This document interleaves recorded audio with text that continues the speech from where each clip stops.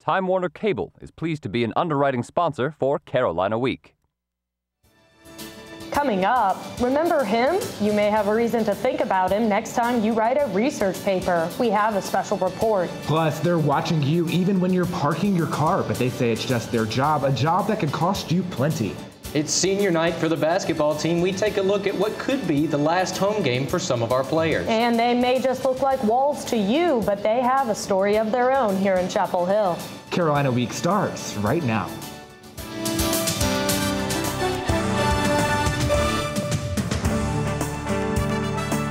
From the James F. Goodman Studio in the School of Journalism and Mass Communication at the University of North Carolina at Chapel Hill, connecting campus and community, this is Carolina Week.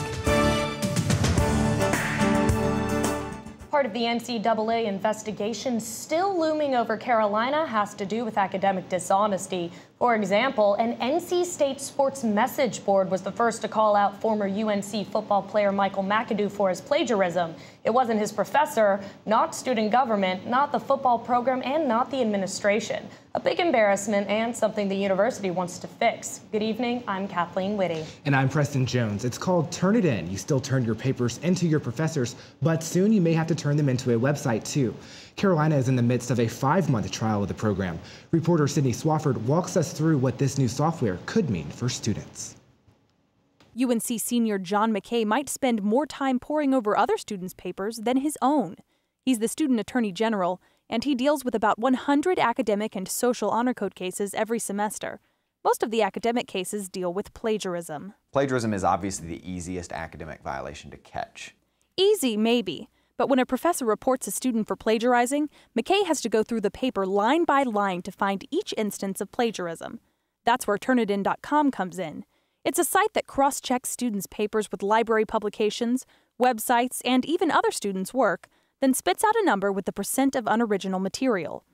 John Woodmansee used the software at the North Carolina School of Science and Math in Durham. He's been teaching English there for 20 years. Without Turnitin, he catches 2 or 3 students plagiarizing every year. So far this year, he's caught 4. Most of the cases of plagiarism that I've caught were from students who hadn't finished the paper the night before, and after midnight, they panic and make a bad decision. But the one year he used Turnitin, he didn't catch a single student. So what's the difference? Why wouldn't students plagiarize when the software is involved? Simple. Because they know that they get caught. Woodmansee says the software makes his job easier in the long run. Though it takes a while to upload papers to the program, fewer students cheating means fewer misconduct cases for him to handle. John McKay is worried the opposite will happen here, that the software will mean more honor court referrals for plagiarism. Either way, he says the software's numbers won't change how his staff looks at cases. We're not out to find the one sentence that the A student in their senior year skipped over in their citation and let that ruin their academic career. The Honor Code defines plagiarism as deliberate or reckless representation of another's words, thoughts, or ideas as one's own without attribution. All 3 parts of the definition must be satisfied for the Honor Court to sanction a student. So Turnitin.com reports will be just a starting point for McKay and his staff. If we get a report that says 19% plagiarism, that doesn't necessarily help us prove that the student deliberately or recklessly plagiarized someone else's thoughts or ideas. Students will still go through the entire honor court process before being punished for plagiarizing. In Chapel Hill, I'm Sydney Swafford, Carolina Week. Carolina is paying $1,000 for the trial period. After that ends in June, officials will decide if the games are good enough to justify paying full price. Now, Turnitin can cost as much as $50,000 per year. There were other academic irregularities associated with the NCAA investigation, irregularities magnifying the tension between sports and academics. An informal group of faculty members at UNC has been meeting to discuss the future of athletics at UNC. The group is issuing a statement of athletics principles. Those principles address institutional openness, educational responsibility, and a consistency of missions. Richard Southall participated in these discussions. He joins us live in our satellite studio. Thanks for joining us. Thank you for having me.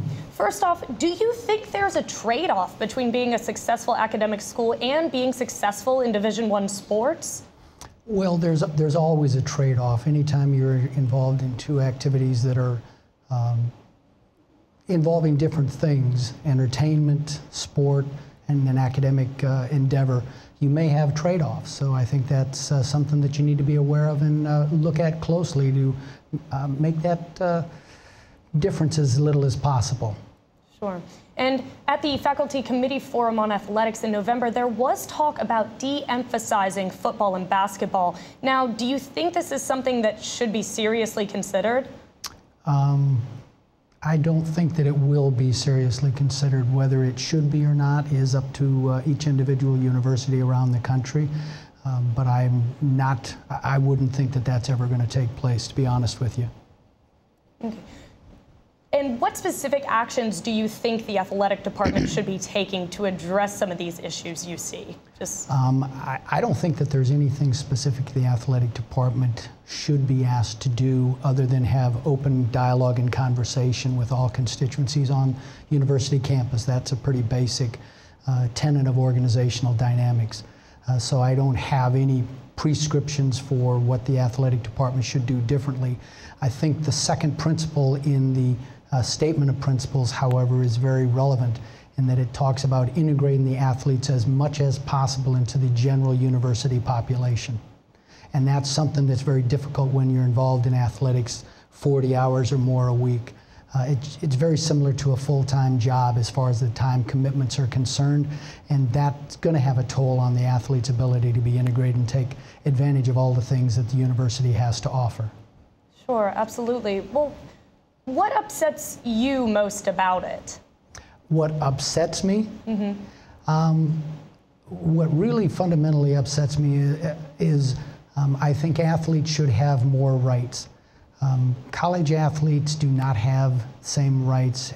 They're not members of the NCAA. They do not have representation nor voting rights within the NCAA. And that's something that I think fundamentally needs to change. Sure. Well, that was Richard Southall live in the studio. Thanks so much for joining us. Thank you. I appreciate it. And last night, the same talks, big-time sports in an academic setting, was the topic of a panel discussion. Journalist Taylor Branch, former UNC system president William Friday, and Duke professor Charles Clodfelter discussed issues that could arise. Former UNC football offensive coordinator John Shoup came with some of his own questions for the panel. You can check out the full video of the discussion from our partners at reesenews.org. After months of complaints and discussion, the Chapel Hill Town Council did pass a new towing ordinance last month. Now, since then, towers have changed some of their methods, and officials are saying they're already getting fewer complaints. And as Patrick Wright reports, the people doing the towing aren't happy with the new law. They have their eyes on downtown Chapel Hill, and I do mean all of it. Well, the guys at George's Towing say nothing. Not even the town's new ordinance will keep them from putting your car behind bars if you don't do the right thing. We have a new slogan on our business. It's called illegally parked, legally towed. It came after months of predatory towing complaints to police. A new towing ordinance increased the towing fee and required more warning signs in parking lots, among other things. Towers say the ordinance is unnecessary since they aren't preying on anyone. There's nothing predatory about what we do. We wait until we're called, we come down, then we verify via camera that they walked off. But they call us predatory towers, and that's not what we are. Some residents don't agree. This man, who refused to speak on camera, spent 20 minutes arguing with King and Edwards, saying the men towed his vehicle illegally. According to the driver, the men towed his car from this spot without proof that he left the property. Well, here it is. Okay, you can see that there's 1, 2, 3, 4 people getting out. They walk up to the sidewalk, down the sidewalk, and you watch them walk straight up and right off the property. And town officials say useful tools like these surveillance cameras, along with the ordinance, have already eased some of the tension downtown. We'd also been having a conversation with the tow companies, and they were responsive. And they made some changes of their own that ultimately ended up in the policy. But towers still aren't happy about these changes, specifically the costs for things like new signs and credit card machines. Certain things they're asking us to do, we really don't feel like it's our responsibility to do. That's just extra burden they're actually putting on the towing companies and so forth. Tow companies will have to do a few things to comply, but I hope that that increased tow fee will offset some of that for them. But towers are still skeptical, and they want you to know they're just doing what they have to. You have a job, I have a job. This is my job. The new ordinance won't officially go into effect until May 1st. To see all of the town council's changes to the current ordinance, visit our website at carolinaweek.org. And some change is coming to Chapel Hill. Election season has officially kicked off for Obama for America's Chapel Hill branch. The campaign opened its doors this week at its new 505 West Franklin headquarters behind the Chapel Hill News Building. The office will work closely with the on-campus student group Tar Heels for Obama. The organization will also offer internships to UNC students wanting to get involved with the campaign. Now, election season for student government here at UNC has already come to an end, and unlike last year's student body elections, this year's campaign seemed to come and go without conflict until recently. Board of Elections member Christopher Batchelder may have violated student code by publicly endorsing SVP winner Will Limenstall on his Facebook page. A bill was written to impeach Batchelder, but he resigned before the impeachment process could take place. But that drama hasn't stopped the new president from getting a head start on his presidential duties. During Limenstall's first week, he's already met with the members of the executive branch committees and is getting to know the Board of Trustees. Limenstall credits the quick and easy election season with his ability to start working weeks before his April 3rd inauguration. The oldest and one of the most prestigious merit scholarships in the U.S. offers tens of thousands of dollars to select students coming to Carolina. But the Morehead Cain Foundation may be giving out fewer awards this year. In 2010, the university awarded 64 scholarships, and in 2011, that number dropped to 48. Now, there's concern the number could drop again. No word yet from the Morehead people. The scholarship covers full tuition, summer enrichment programs, and study abroad opportunities. Future recipients for the 2012 entering class will be notified of their selection this Friday.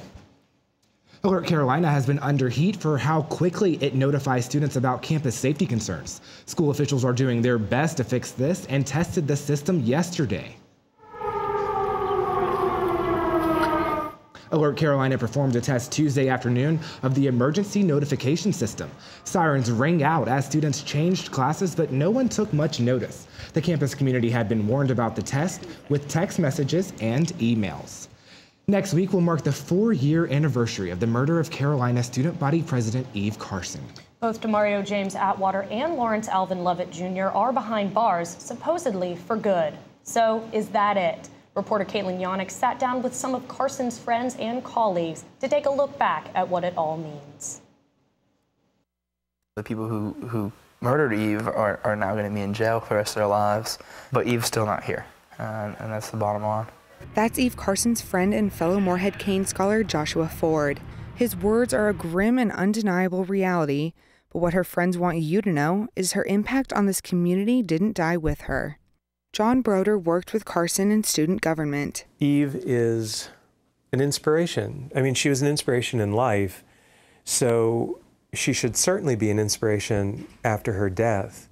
Meg Peterson and Carson lived in the same residence hall. I still look at Eve's Facebook every now and then, and people write on her Facebook almost every day. Still, 4 years later, people are doing things and they're always like, Eve, I went abroad this year for the first time. I did it because of you. And it's amazing. It's really amazing.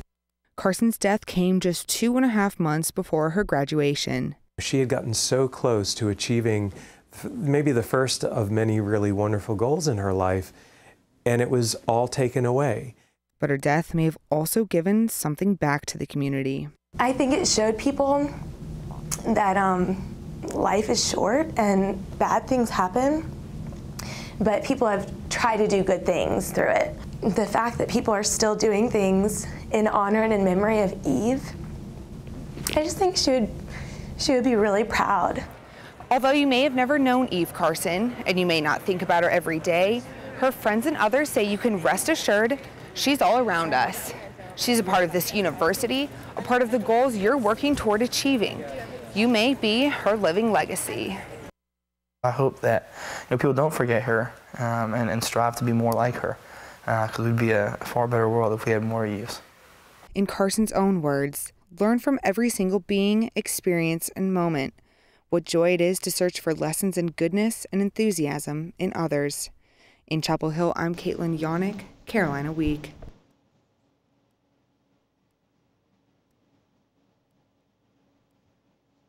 Connect with us online by liking the Carolina Week Facebook page and following us on Twitter at Carolina Week UNC. Last week, Virginia's governor said he wouldn't sign a bill forcing women to undergo an ultrasound and possibly a vaginal probe before undergoing an abortion. The proposed law has been getting national attention. Kelsey Sippes reports on what this means for North Carolina. This is the issue.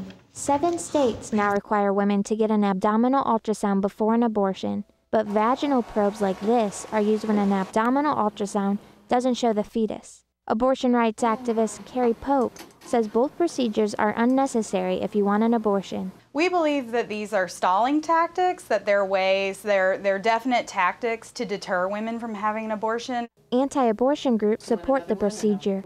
They say seeing the image of the fetus and waiting a day to have the abortion may change the woman's mind. The 24-hour waiting period, I would say, is equally important because she is in a stressful situation at this time of her life. She may not be thinking clearly. But Pope says anti-abortion laws requiring waiting periods place burdens on women and their doctors. Things like a 24-hour mandatory delay to care, that not only puts her health at risk, but can cause her additional financial hurdles. Last June, North Carolina lawmakers created such a hurdle when they passed a bill requiring women seeking abortions to view in real time their fetus during an ultrasound. The governor vetoed the bill, but legislators overrode the veto and enacted the bill into law.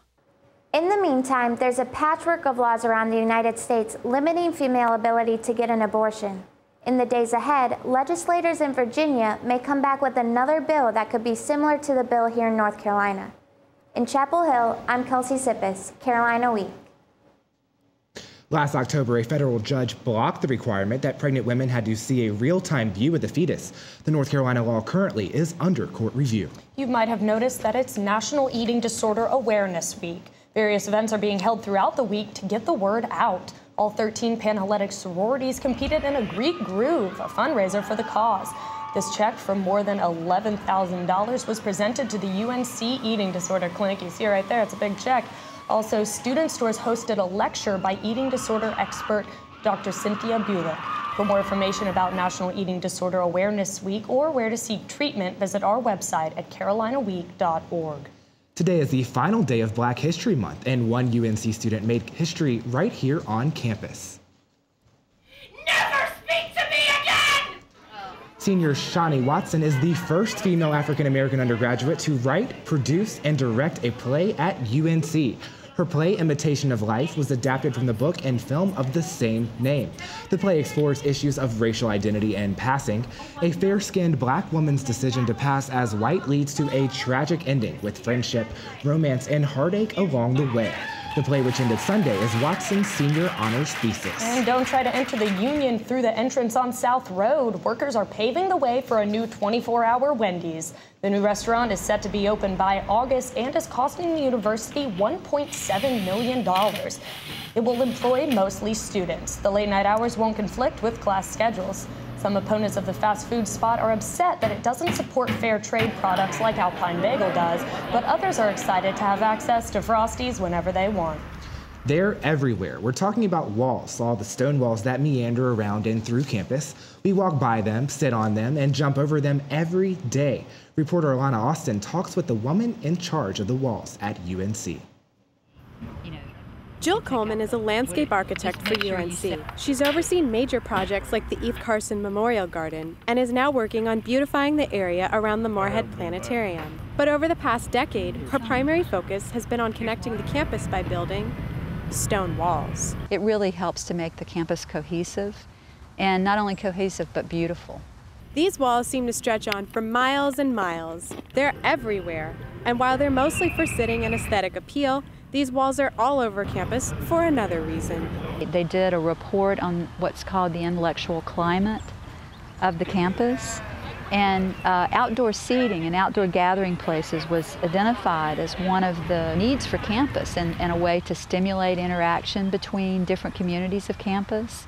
These stone walls are some of the oldest on campus, mostly built hundreds of years ago with what's called Chatham stone. It's a kind of granite found in the area and throughout the state. But we're running out of that native stone, so now we're using quarried stone, which is dug out of pits and mixed with the Chatham stone. Every foot of stone wall costs roughly $200, and Coleman says the university has been winding down construction of them. Coleman says she sat on these walls as a student, people watching on Franklin Street back in the 70s. And after graduating in '76 with a degree in institutional design, today she says she appreciates seeing how much the community environment has grown, in part because of the walls that sprouted up all over campus. In Chapel Hill, I'm Alana Austin, Carolina Week. Well, snow, tornado warnings, and temperatures in the high 70s last week. Stay with us to find out what's in store for your pre-spring break forecast.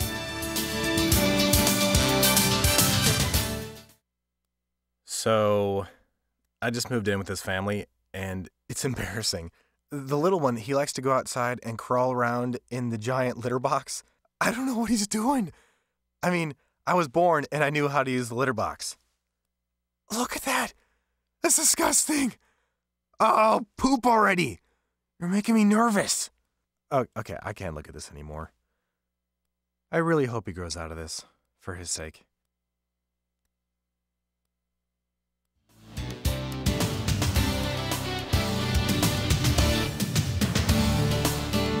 All right, welcome back to Carolina Week, everyone. I'm Drew Day. Thank you so much for staying with us. As we take a look at your weather headlines, we expect some thunderstorms to move into the area overnight tonight between about 11 p.m. and 2 a.m. And we could see a few 80s across the area tomorrow, especially in the southern part of the state. We'll talk about that. Also, we expect some more rain to move in for the weekend. We'll talk all about this coming up throughout your forecast. As we take a look at the satellite across the state right now, you can see that the clouds have been with us throughout the day today. There were a few peaks of sunshine that snuck through later this afternoon, but that cloud cover will continue to remain thick overnight tonight.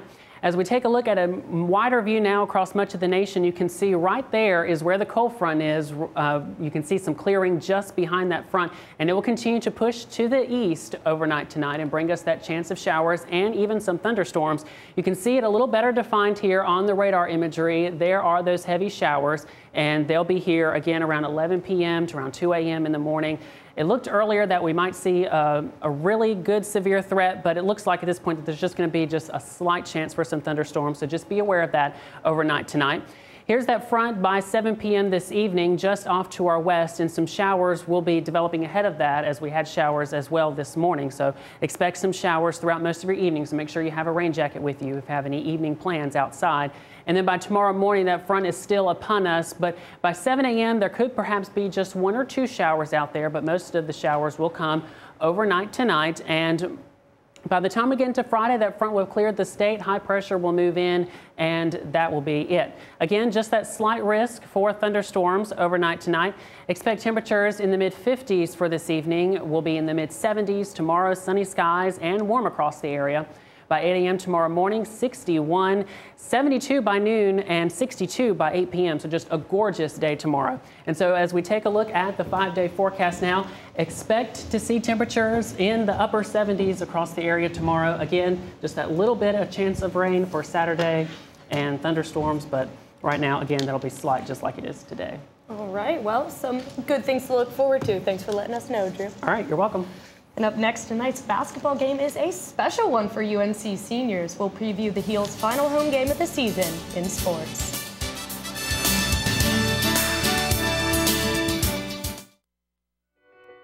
My life is full of statistics. Thing is, I could have dropped out of school and become one myself, but I didn't because I had people that believed in me. Here's another statistic. 7,000 students drop out every school day. That's 1 every 26 seconds. It's time that students know that we believe in them. Inspire a student and share your message of support at boostup.org.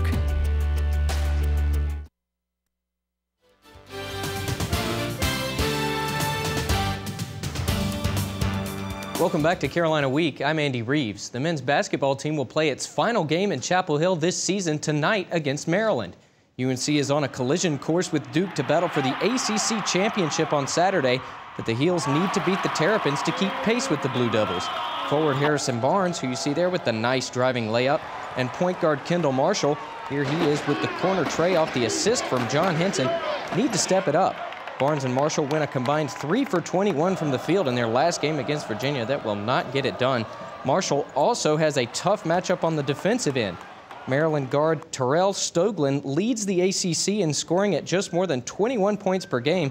Last time the Heels and the Terps met, Stoglin had 20 points, but Marshall had 16 assists. With 2 games left, the winner of that matchup could be the one that snags a spot on first team All-ACC. The last home game of the season also means it's senior night. And with all due respect to Justin Watts, all eyes will be on ACC Player of the Year candidate Tyler Zeller. Reporter Clint Hanna takes a look back at the ups and downs of the star big man's career. He injured his wrist and missed most of his freshman year. Center Tyler Zeller was an afterthought on the 2009 championship team. Coming in my freshman year, I was a role player. Even my sophomore year, I was pretty much a role player. And then being able to kind of progress from a role player into more of somebody they can rely on last year and then this year. It wasn't until his junior year that Tyler Zeller really took off. Zeller led the Tar Heels in scoring and led the entire ACC in field goal percentage. Zeller is playing his best basketball in his final season, averaging nearly 16 points overall and nearly 18 points in ACC play. Being able to progress in that way, and especially at a university like North Carolina, who's historically very good, is a great experience and something I'm very happy to be part of. But that isn't to say it's all been smiles. At the end of the Duke game, in addition to tipping in a Duke shot, Zeller missed a late free throw and didn't play close defense on the game's final shot. But he didn't stop playing. In the Heels' most recent game against Virginia, it was Tyler Zeller who made the key dunk late, sealing the victory. The biggest thing for me is just trying to play as hard as possible every night. It's something that is difficult, and I'm sure that I've had nights that I can't play quite as hard as I'd like. It's been a long ride. One Zeller can't believe is nearing an end. But hopefully play the game, then after the game we'll see what happens. Hopefully it'll kind of register that's my last game. In Chapel Hill, I'm Clint Hanna, Carolina Week. If Zeller does win ACC Player of the Year, he'll have his number hung in the rafters of the Smith Center, which would be a fitting way to cap his UNC career. UNC baseball team continued its hot start this season by beating St. John's. The Diamond Heels got off to a quick start as catcher Jacob Stallings knocks in Tommy Coyle in the first inning for the game's first score. The Heels had 13 hits in the game. Third baseman Colin Moran had a huge day. There you see one of his 4 hits in the game. Carolina beat the Red Storm 8-4, and that's their 5th straight win and their 6th in the first 7 games of the season.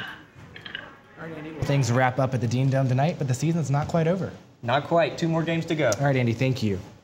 With just a few more days until UNC is officially on spring break, stay with us to find out if you might be going on vacation with our new student body president. If you have a story idea, call Carolina Week at 919-843-8292 or email us at carolinaweek@unc.edu. If you have questions about this program, write to Carolina Week, Campus Box 3365, UNC-CH, Chapel Hill, North Carolina 27599. Be sure to check out Carolina Week online at carolinaweek.org. And before we head out, we took our cameras down to the pit to find out how students will be spending their spring break. But actually for spring break, I'll be going to Cancun and Miami. Me and 23 of my friends are going on a Western Caribbean cruise. I am going to New York and DC with my parents, and I'm going to visit with some friends who have moved up there. I wake up the next morning and one of my friends is missing, and that I spend the rest of the day trying to find him. Basically, that's what I'm going for, hangover in Cancun. I'm just hoping that no one falls off the ship or gets left behind on the islands, knowing all of us. 1, wrap it up. 2, don't drink too much. And 3, don't pass out on the beach. Spring break is a marathon, not a sprint. You only have 4 spring breaks in college, so you might as well enjoy them while you can. You're never going to see half these people again, so don't worry about making a fool out of yourself.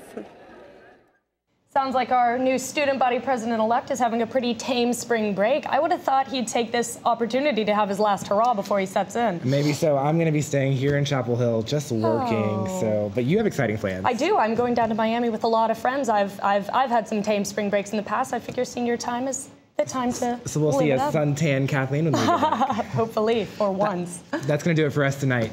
Thanks for watching. Good night.